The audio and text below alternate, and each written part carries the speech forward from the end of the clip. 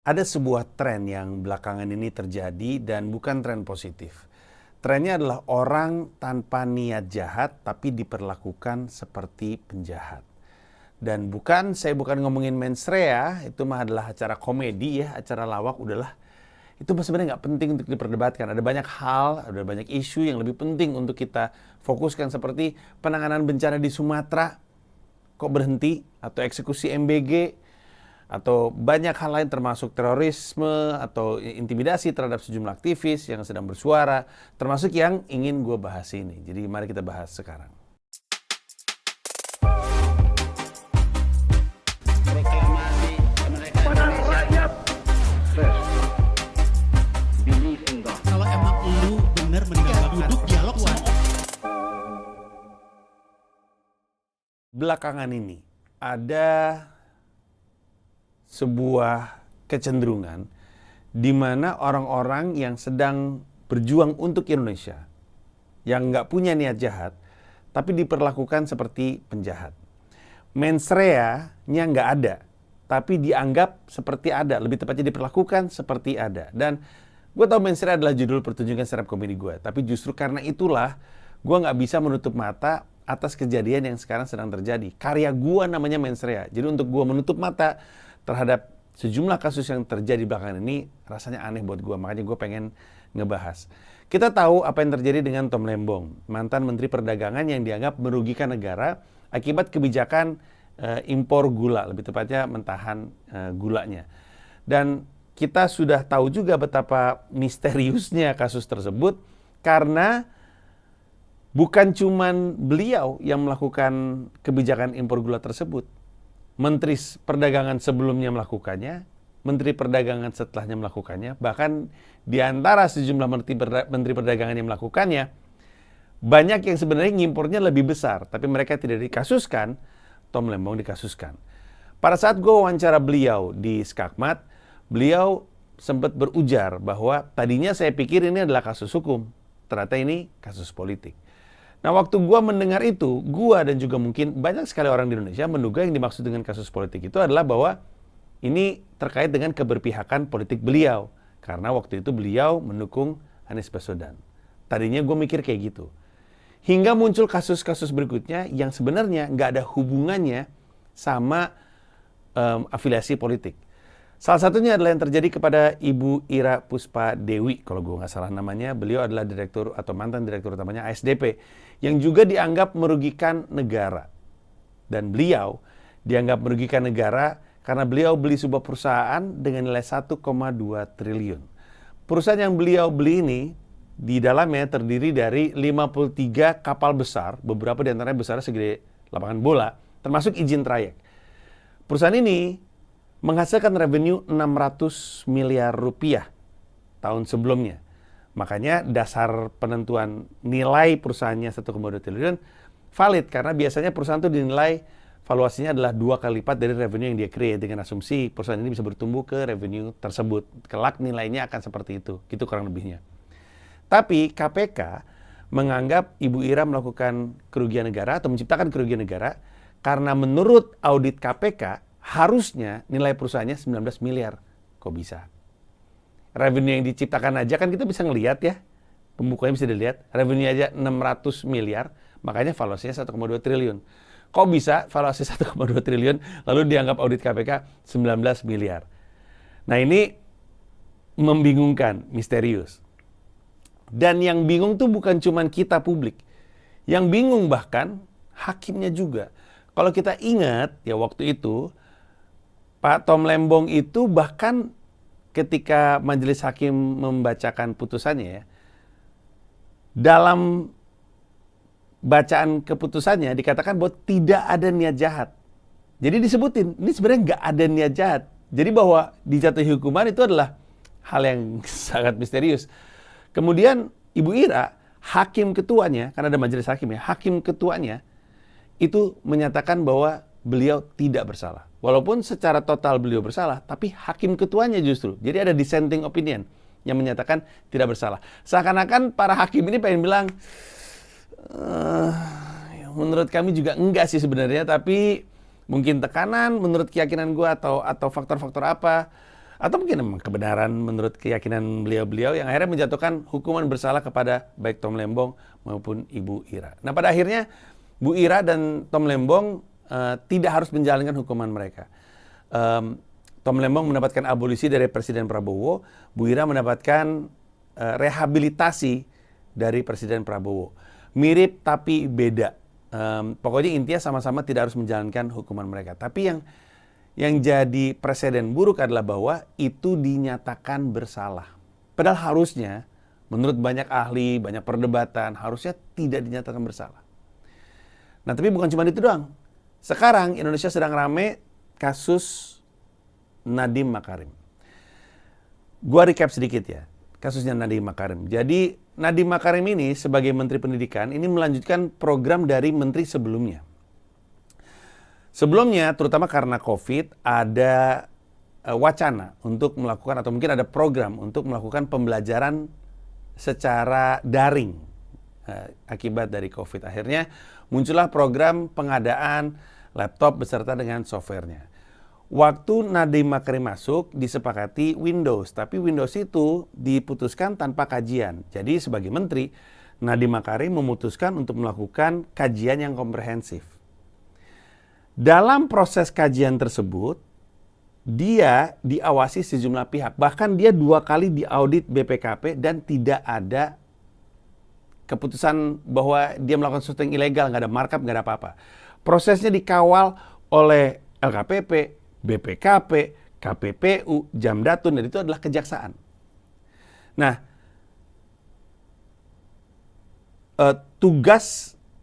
tugasnya Nadiem Makarim adalah menentukan atau memilih OS yang akan dipakai. Itu tugasnya dia. Pada akhirnya, kejaksaan yang sebenarnya tadinya ikut prosesnya menyatakan bahwa Nadiem Makarim merugikan negara, yang mana misterius karena justru Nadiem Makarim dengan menunjuk Chromebook atau Chrome itu menghemat 1,2 triliun APBN. Karena kalau pakai Windows udah mah mesti ngeluarin 1,2 triliun, terus gitu dia mesti kayak bayar licensing lagi, terus bayar kayak semacam software management device-nya. Jadi ada pengeluaran-pengeluaran tambahan gitu. Lebih misterius lagi karena tugasnya Nadiem Makarim ini cuman milih OS. Jadi nggak ada hubungannya sama nentuin harga dan transaksi. Itu beda lagi. Ketika itu produk udah ada di e-katalog, itu udah bukan wilayahnya dia lagi. Dia cuma nentuin, oke, kita pakai Chromebook, pakai Chrome. Ketika udah ada di katalog, dan mungkin sekedar informasi ya, sekarang kan pemerintah Republik Indonesia kan serba online ya. Jadi semua barang yang bisa dipakai sama siapapun yang bekerja untuk pemerintahan itu bisa dilihat di katalog. Lu ngelihat berapa harganya, terus lu beli dengan harga yang tertulis di situ. Nah, yang nentuin harga tersebut itu sebenarnya vendornya dengan persetujuan LKPP dan PPK. Jadi Nadiem Makarim nggak ikut nentuin harga. Kalau dituduh melakukan markup, dia nggak nentuin harga apa-apa, dia cuma nentuin Chrome gitu. Harga itu diputuskan sama vendor dengan persetujuan PPK dan juga LKPP. Jadi misterius kan? Yang nentuin harga sebelah sini, tapi yang dianggap markup sebelah sini.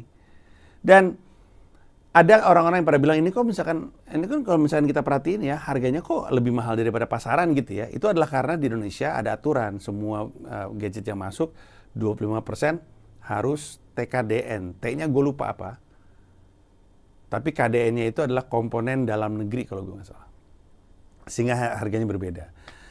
Nah, semua ini jadi misteri untuk masyarakat. Kok polanya berulang lagi? Tom Lembong aneh kasusnya, tapi kemudian dijatuhi hukuman. Ibu Ira aneh kasusnya, dijatuhi hukuman. Nadiem Makarim sekarang diperlakukan seperti dia penjahat. Dan yang paling aneh, ada satu momen. Jadi salah satu faktor kejaksaan itu menuduh Nadiem Makarim itu kayak bersekongkol gitu ya, adalah karena katanya di grup WhatsApp ada pembahasan tentang penggunaan Chrome sebelum dia jadi menteri. Sementara pembicaranya itu terjadi 6 bulan setelah dia jadi menteri. Yang mana si kejaksaan itu menguraikan, ini ada tanggalnya nih. Ini tanggalnya tanggal sebelum Nadiem menjadi menteri. Ternyata pas dicek itu adalah tanggal WhatsApp grupnya dibuat. Jadi WhatsApp grup dibuat tanggal segini, Nadiem diputuskan jadi menteri tanggal segini, pembicaraan terkait penggunaan Chrome tanggal segini, lalu yang dianggap sebagai tanggal diskusi penggunaan Chromebook ya adalah tanggal yang ini. Grup WhatsApp-nya udah ada sebelum dia jadi menteri. Mungkin untuk peruntukan lain pas jadi menteri berubah tuh jadi WhatsApp untuk membantu Nadiem Makarim sebagai menteri. 6 bulan kemudian terjadilah pembicaraan soal Chromebook. Tapi tanggal yang dipakai tanggal ini. Padahal kan kalau misalnya lu buka WhatsApp ya, kan lu bisa ngelihat ini chatnya tanggal berapa, kan bisa ada dan bisa di print out juga, lu bisa ngelihat gitu, lu bisa ngebaca. Tapi tanggal yang dipakai tuh ini misterius sekali. Termasuk ada orang yang bilang pakai Chromebook itu nggak berguna gitu. Ternyata justru sangat berguna karena justru hanya pakai Chrome dan Chrome OS itu, Chromebook dan Chrome OS itu. Pemerintah dari pusat bisa memastikan bahwa semua tools yang dipakai di seluruh Indonesia itu hanya dipakai untuk pembelajaran. Kalau ada yang pakai untuk main game bisa dimatiin. Untuk buka YouTube bisa dimatiin. Untuk judul apalagi bisa dimatiin. Bagus dong, tapi dianggap tidak ada gunanya gitu. Dan lagi ada banyak narasi-narasi yang aneh gitu. Kayak misalnya ada narasi yang mengatakan bahwa si Nadiem Makarim ini memperkaya diri sendiri. Padahal kekayaannya turun 51% guys. Selama jadi menteri. Kekayaannya hilang setengah. Kalau itu terjadi sama kita, sama gue deh. Kalau kekayaan gue hilang setengah, gue fix sudah buka account OnlyFans sih. Gue pasti menjajakan diri gue. Jadi kalau dianggap memperkaya diri enggak, dianggap merugikan negara justru hemat, disebut markup bukan itu perannya dia, jadi misterius. Kasusnya lagi berjalan sekarang. Nah, kalau kita berpikir itu udah misterius, yang terjadi berikutnya terhadap orang yang kebetulan adalah teman gue juga sama misteriusnya. Gue punya teman namanya Niko Wijaya. Dia kerja di Berry Venture. Berry Venture ini adalah venture capital milik pemerintah. Nah, biar jelas, gue akan coba kasih tahu venture capital itu apa. Venture capital itu adalah sebuah institusi yang kerjanya memberi investasi pada perusahaan rintisan. Tujuannya adalah supaya perusahaan rintisan ini bisa tumbuh dan bisa jadi besar. Pada akhirnya nanti investasi yang diberikan sama VC akan berbalik ketika si perusahaan yang diinvest ini misalnya M&A ya, merger and acquisition atau IPO. Gitu kurang lebihnya. Jadi ada VC punya duit, VC memantau nih, ini ada banyak perusahaan rintisan nih, mana yang gue mau coba invest ya. Karena ada perusahaan-perusahaan yang memang butuh dimodali, diberi modal. Kenapa? Karena mungkin perusahaan ini masih istilahnya pre-revenue ya, jadi belum menciptakan revenue. Masih mengembangkan teknologinya, masih mengumpulkan basis penggunanya, sehingga masih butuh suntikan. Ide bisnisnya bagus, hanya saja dia butuh diberi pemodalan supaya nyampe ke titik dia bisa menghasilkan revenue, terus jadi besar. Mungkin dia M&A ya, atau misalnya dibeli perusahaan gede terus dibeli gitu ya. Terus si investor awalnya tuh exit gitu sehingga jadi duit kan. Investornya termasuk dalam hal ini adalah si venture capital atau di IPO, go public. Nah, sebagai gambaran ada sebuah inkubator bisnis namanya Y Combinator. Ini salah satu yang sangat terkenal, si Y Combinator ini. Si Y Combinator ini inkubator bisnis tuh, jadi misalkan ada perusahaan rintisan, terus dia inkubasi gitu, dia kayak training, dibimbing, dilatih, dikasih pemodalan, kemudian meledak. Nah, Y Combinator ini dari, gue lupa berapa ya, kayaknya lebih dari 5.000 ya. Kalau gue nggak salah 10.000 perusahaan. Berapa ya? Gue lupa deh. Gue lupa. Tapi dari ribuan perusahaan yang akhirnya tutup, itu 16% ya. Lu bayangin, jadi dari semua ribuan perusahaan yang diinvestasi, yang udah diinkubasi, dilatih, di-training, dikasih investasi, dari 100% yang diinvestasi, 16% itu pada akhirnya tutup. Jadi duitnya nggak balik. Kenapa? Karena emang begitu, emang susah. Antara mungkin nggak ketemu cara untuk revenue-nya, atau mungkin tidak cukup agile untuk pivot, atau mungkin emang dijalanin dengan orang yang antara nggak punya kepintarannya atau nggak punya persistensinya, karena memang menjalankan bisnis susah. Emang begitu adanya gitu. Jadi jangankan itu deh, kita ngomongin Shark Tank deh, tahu Shark Tank nggak? Atau Dragon's Den kalau di Inggris ya. Shark Tank itu kan ada sebuah acara TV di mana ada sejumlah entrepreneur gitu ya, ada Mark Cuban, ada Barbara Corcoran, dan ada banyak lagi. Itu ketemu sama perusahaan rintisan. Perusahaan rintisan ini jelasin perusahaannya seperti apa, terus ditanya sama si investor-investornya, lu butuh berapa? Gue nyari sekian ribu US dollar atau sekian juta US dollar untuk sekian persen dari perusahaan. Terus mereka negosiasi. Nah di Shark Tank, si investor-investor ini, si entrepreneur ini, banyak yang udah nginvest. Di antara mereka invest, banyak juga yang udah bubar. Jangankan bubar. Bahkan Mark Cuban pernah cerita dia pernah kena tipu di antara si perusahaan yang dia invest. Ada satu, dia cerita, dia invest, idenya bagus, orangnya menarik, diinvest ke orang tersebut. Terus ternyata nggak lama kemudian ketahuan bahwa ini orang kok kenapa party-party mulu, jalan-jalan mulu, naik yacht mulu, ditelepon sama Mark Cuban, lu mesti balik ngerjain bisnis gitu. Terus kata orang itu, oh enggak, ini gue lagi ngebangun jaringan gitu. Belakangan bubar juga gitu. Jadi emang kayak gitu, emang istilahnya nature of the business emang seperti itu, emang keadaannya seperti itu. Ibarat kata 10 perusahaan diinvestasi, 9 bubar, tapi yang satu jadinya meledak sehingga nutupin investment yang keluar di 9 ini. Begitu kurang lebihnya. Nah, balik lagi ke Niko Wijaya. Niko Wijaya dianggap merugikan negara karena waktu dia jadi direkturnya Berry Venture, dia mengambil keputusan untuk menginvest kepada sebuah perusahaan rintisan. Perusahaan rintisan ini pada masanya terkenal sekali. Bahkan dia di-endorse, dia disebut-sebut sama Jokowi, di-endorse sama Ridwan Kamil, dianggap masa depan. Dan banyak orang punya harapan tinggi terhadap perusahaan rintisan ini. Nama perusahaan rintisannya adalah Tanihub. Berry Venture di Series A memberi investasi sebesar 5 juta US dollar kepada si Tanihub tersebut. Dan nanti di Series B ada lagi satu MDI, direkturnya juga kena tuh lagi ditangkap. Itu melakukan investment juga kepada Tanihub. Nah, Tanihubnya bangkrut. Bangkrutnya Tanihub jadi alasan pemerintah untuk mengatakan bahwa Niko Wijaya melakukan tindakan merugikan negara. Kok bisa? Kok bisa? Padahal emang begitulah nature bisnisnya. Kan aneh gitu. Maksud gue emang kayak begitu keadaannya. Masa ketika investasi dinyatakan gagal atau investmentnya kemudian tidak membuahkan hasil, dianggap merugikan negara? Karena emang lah, lu bikin Berry Venture tuh di kepalanya apa gitu waktu itu? Ngerti gak sih maksud gue? Dan kasihan gitu kan. Kasihan. Ini semua membuat kita bertanya-tanya, aduh, dunia investment di Indonesia ini seperti apa gitu? Apa kabar dengan Danantara? Kan gitu ya? Apa kabar dengan Danantara? Kan Danantara kurang lebih serupa. Danantara itu kan kayak Temasek ya. Temasek dan Danantara kan intinya adalah sebuah entitas di atas BUMN.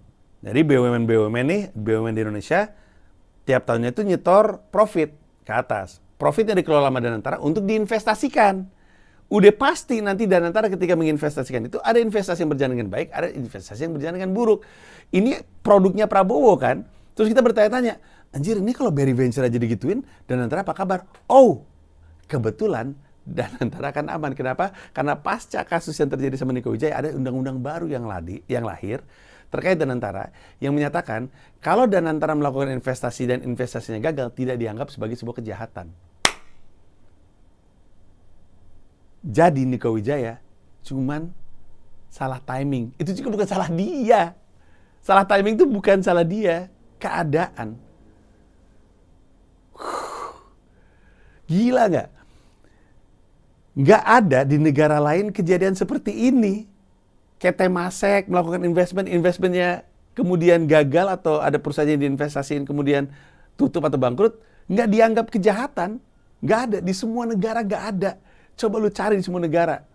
Di Amerika, di Cina, segala macam. Nggak ada di seluruh dunia. Cuma di Indonesia doang.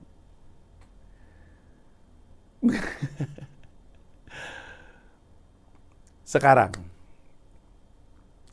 kita akan ngebahas kenapa kira-kira ini terjadi dan dampaknya kepada Indonesia. Kenapa ini terjadi? Ada beberapa alasan. Ada beberapa kemungkinan deh. Belum tentu ini benar, tapi ini kan kemungkinan. Kenapa itu tadi semua terjadi? Ya baik Tom Lembong, Bu Ira, Nadiem Makarim, ataupun Niko Wijaya. Kemungkinan pertama adalah yang memperkarakan mereka nggak ngerti aja. Nggak ngerti dunianya.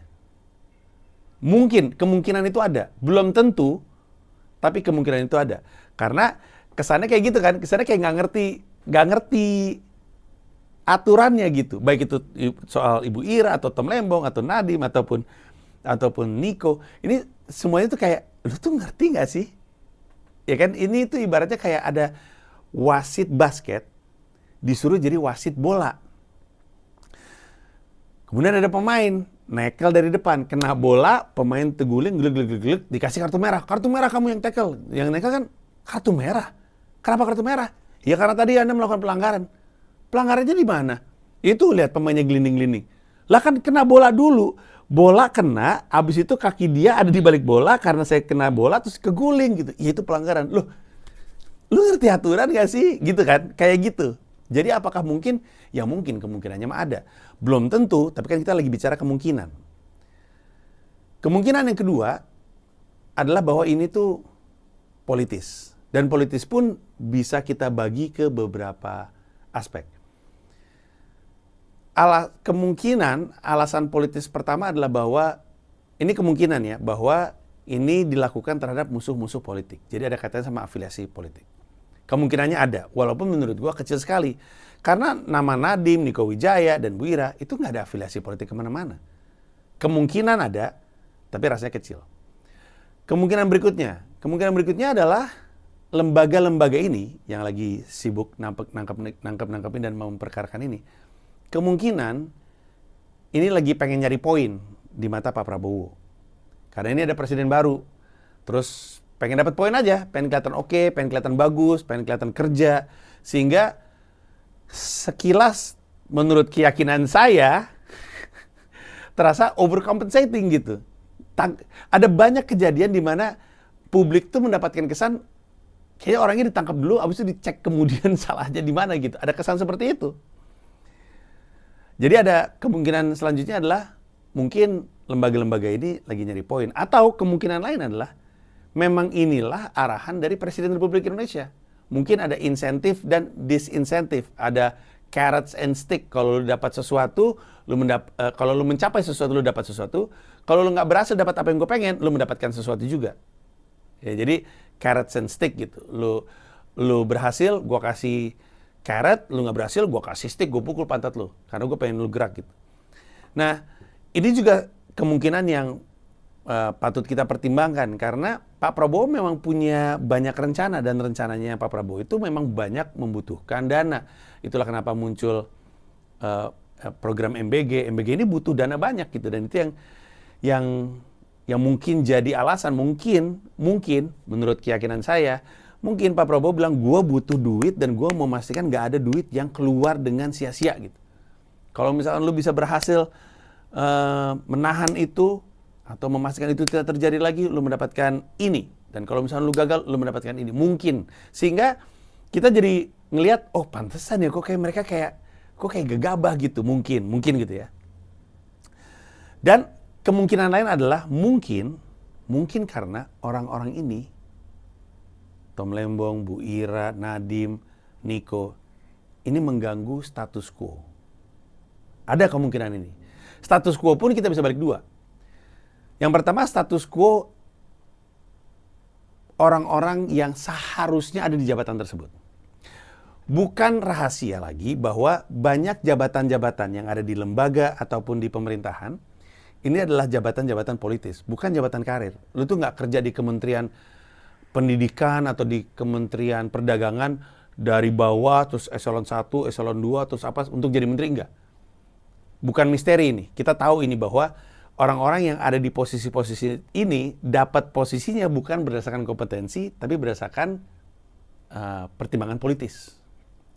Nah, orang-orang tadi, kayak Tom Lembong, Bu Ira, Niko, dan juga Nadiem, ini kan orang-orang yang punya kompetensi. Mereka ada di posisi itu karena kompetensi. Jadi mungkin ada status quo yang terganggu. Kalau Indonesia ngelihat orang-orang berkompetensi ini ada di posisi-posisi yang harusnya atau biasanya mereka dapatkan secara politis, kemudian kerjanya bagus, nanti lama-lama gua nggak punya kesempatan untuk duduk di kursi tersebut. Karena selama ini gua duduk di kursi tersebut bukan dari kompetensi, tapi dari kesempatan politis. Karena terganggu, kejadiannya seperti ini. Kemungkinan itu ada menurut keyakinan saya. Atau status quo yang terganggu justru bukan yang ada di atas, tapi justru yang ada di bawah. Ada orang-orang yang selama ini kerja untuk orang-orang tanpa kompetensi, dan cara kerjanya mungkin nggak levelnya Pak Tom yang udah kerja internasional, atau Bu Ira, atau Nadiem, atau Niko. Orang-orang ini, semua nama yang gue sebut tadi, ini udah pernah kerja di luar negeri. Jadi cara kerjanya beda.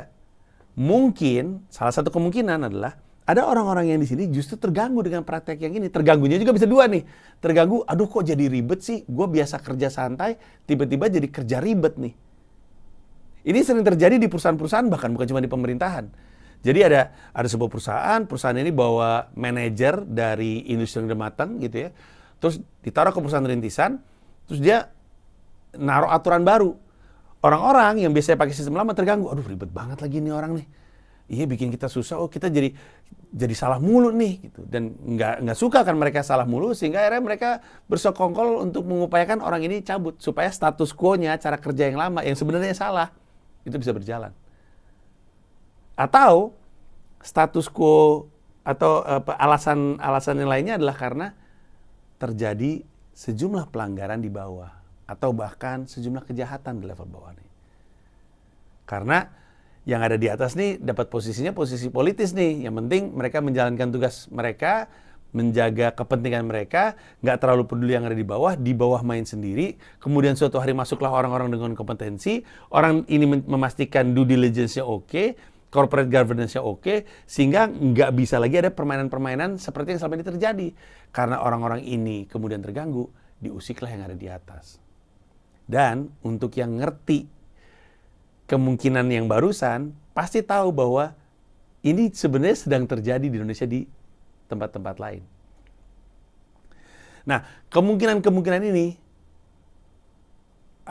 istilah bahasa Inggrisnya, we should entertain these possibilities. Jadi, walaupun belum tentu benar, tapi kemungkinannya itu valid untuk kita anggap ada gitu. Nggak tahu nih mana yang benar, tapi kemungkinan-kemungkinannya ada tuh. Jadi, tadi yang pertama, nggak ngerti. Yang kedua, afiliasi politik. Yang ketiga adalah cari poin. Yang keempat adalah emang arahan dari atas seperti itu. Yang kelima, mengganggu status quo. 5A, status quo-nya adalah pejabat yang ada di atas. 5B adalah pemain-pemain yang ada di bawah gitu. Nggak tahu gue, menurut lu kemungkinan terbesar yang mana di antara 5 poin tersebut? Ada A dan B ya.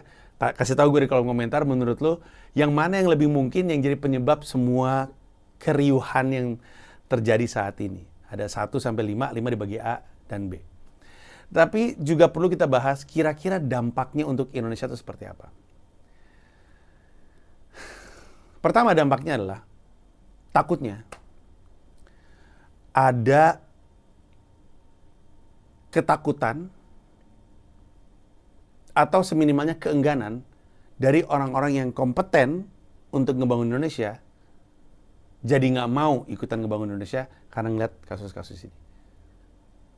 Bayangin, semua nama yang gue sebut, Tom, Bu Ira, Nadiem, Niko, sebenarnya nggak perlu ada di sini. Mereka udah kerja di luar negeri. Ya, mereka akan baik-baik aja dan secara ekonomi juga akan makmur-makmur aja. Lu mungkin bertanya-tanya, ngapain mereka balik ke sini berhadapan dengan semua kebingungan ini? Karena mereka peduli sama Indonesia, pengen ngebangun. Nah takutnya, karena orang-orang ini dikasusin, orang-orang lain yang tadinya kompeten, nggak mau masuk. Akhirnya apa? Akhirnya kita sendiri yang rugi. Kita nggak bisa membangun bangsa ini.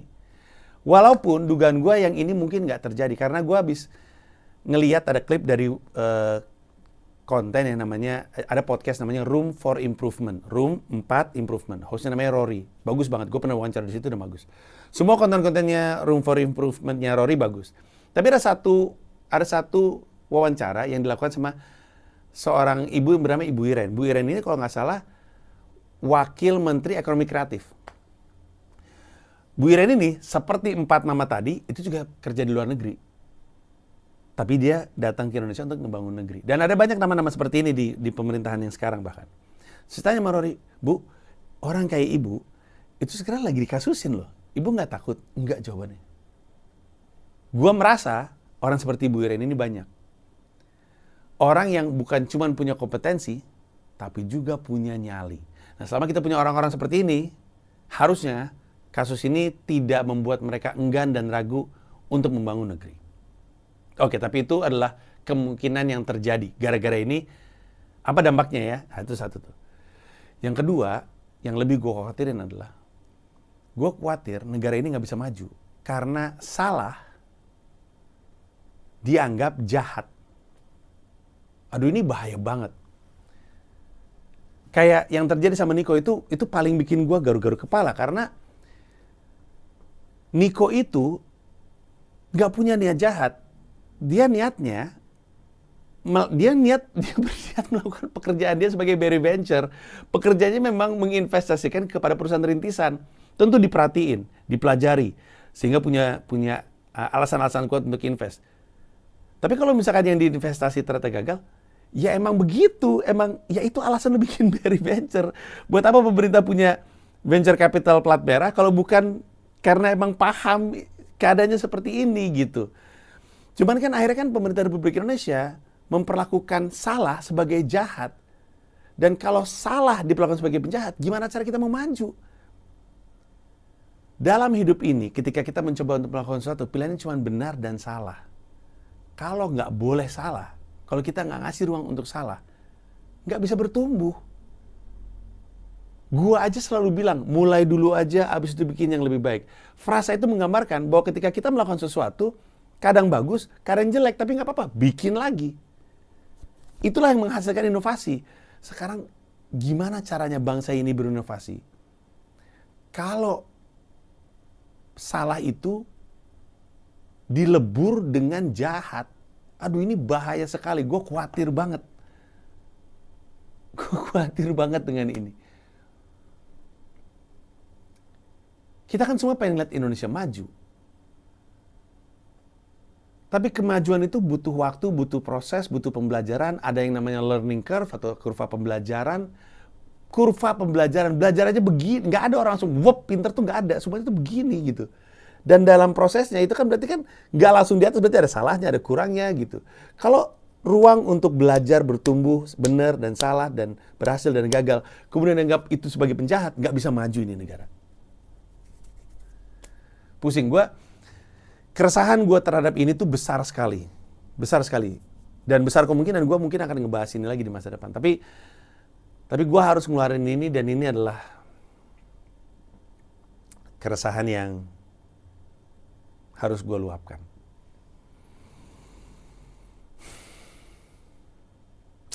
Segitu aja dulu.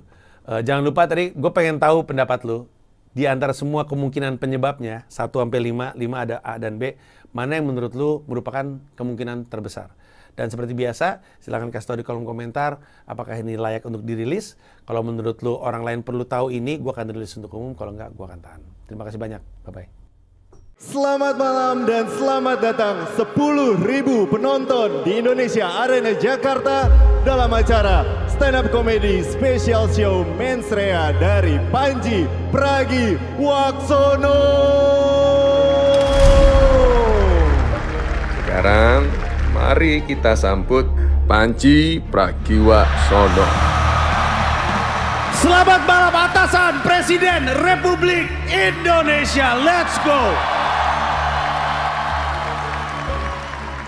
Apapun yang gua katakan, orang nggak bisa marah. Kan menurut keyakinan saya. Bahkan kalau menurut keyakinan saya, di Ahmad Sahroni, lu mau ngomong apa? Lah aneh, solusi dari yang berani. Solusi dari yang pintar. Lah kalau dia berani tapi gila, Loh.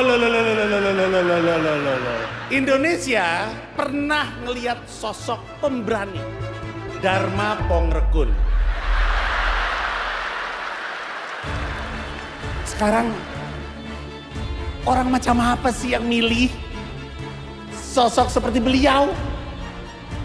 Itulah kenapa Mensreah itu tidak didesain untuk mengubah para politisi. Kenapa? Karena percuma. Ngomong-ngomong, Prabowo gemoy itu patah banget ya. Lupa ya, ada intel di antara kita. Ini orang pernah nyulik aktivis, guys. Enggak semua polisi seperti Irjen Teddy Minahasa. Ada juga yang kayak Verdi Sambo.